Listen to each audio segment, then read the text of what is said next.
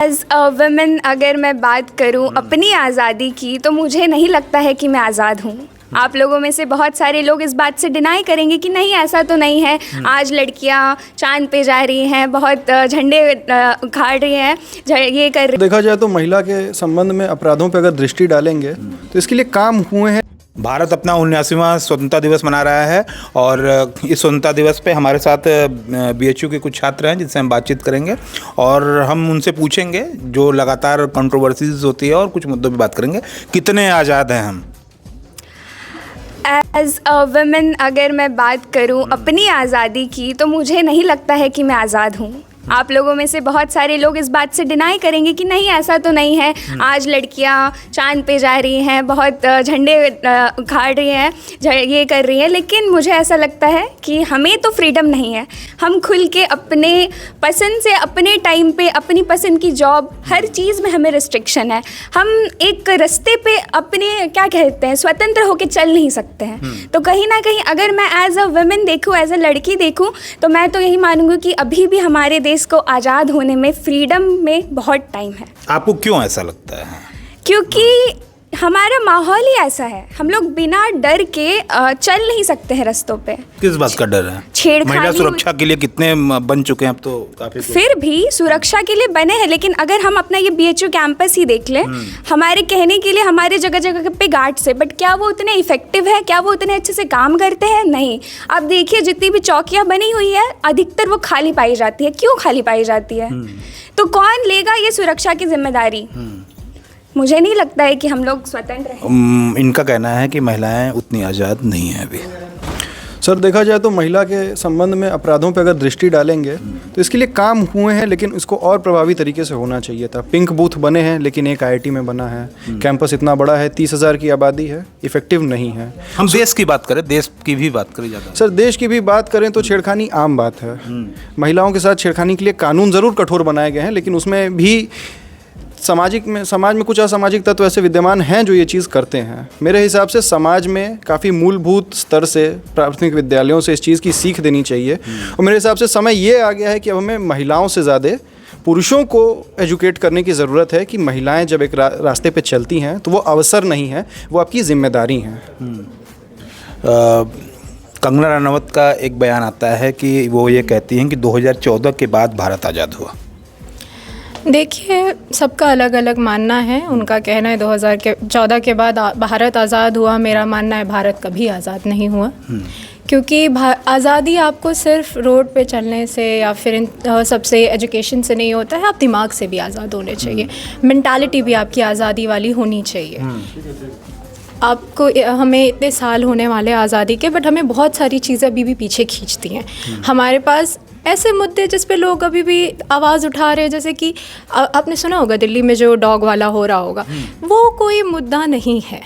ये सब मुद्दे पे आप लोग इतना आवाज़ उठा रहे हैं, इससे अच्छा सुप्रीम कोर्ट काफ़ी गंभीरता से ले रहा है उसे, और मेनका गांधी ने तो ये कह दिया बहुत ज़्यादा पैसे खर्च हो जाएंगे। वही तो बात है कि इन सब पे आप पैसे खर्च कर रहे हो, ये सब कर रहे हो।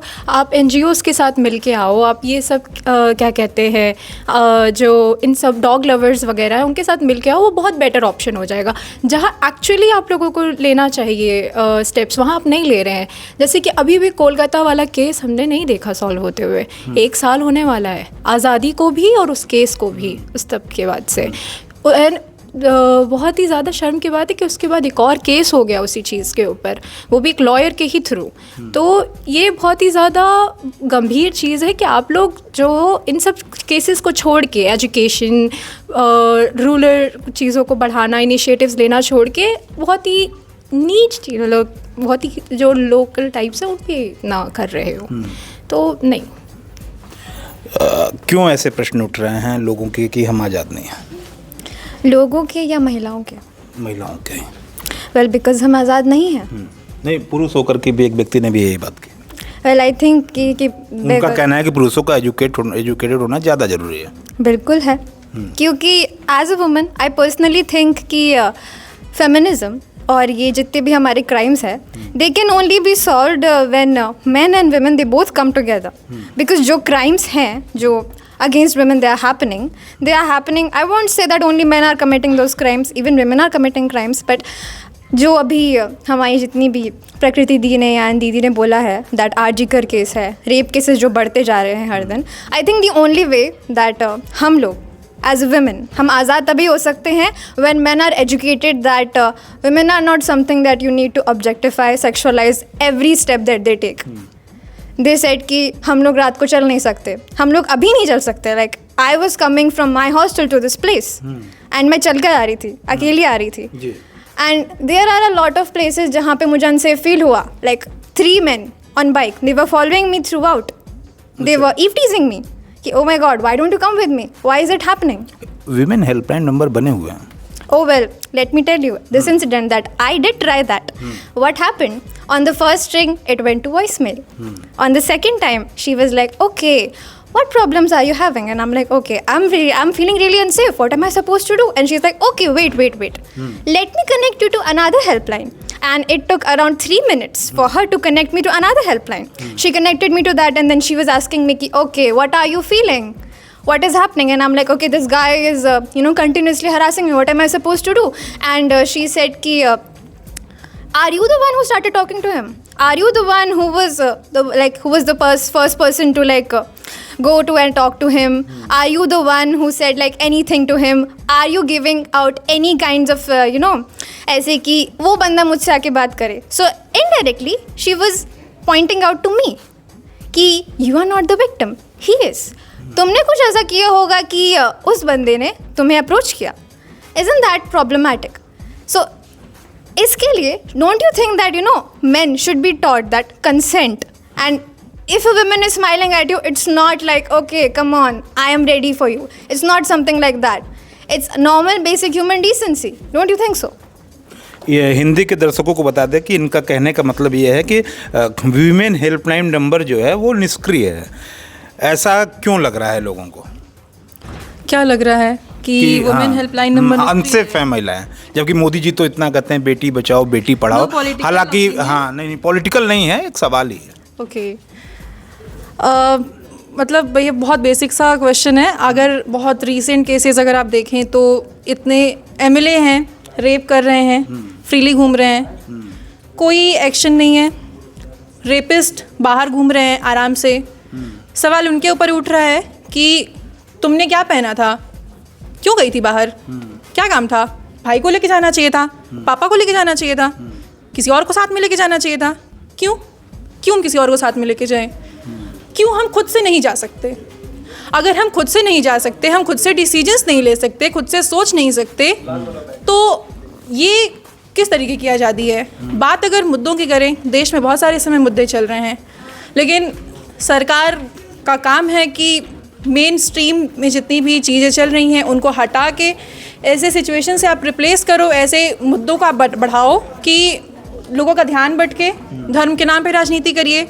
अभी हमारे एक पॉलिटिकल लीडर ने इतने बड़े स्कैम को उजागर किया है। राहुल गांधी की बात कर रहे हैं आप?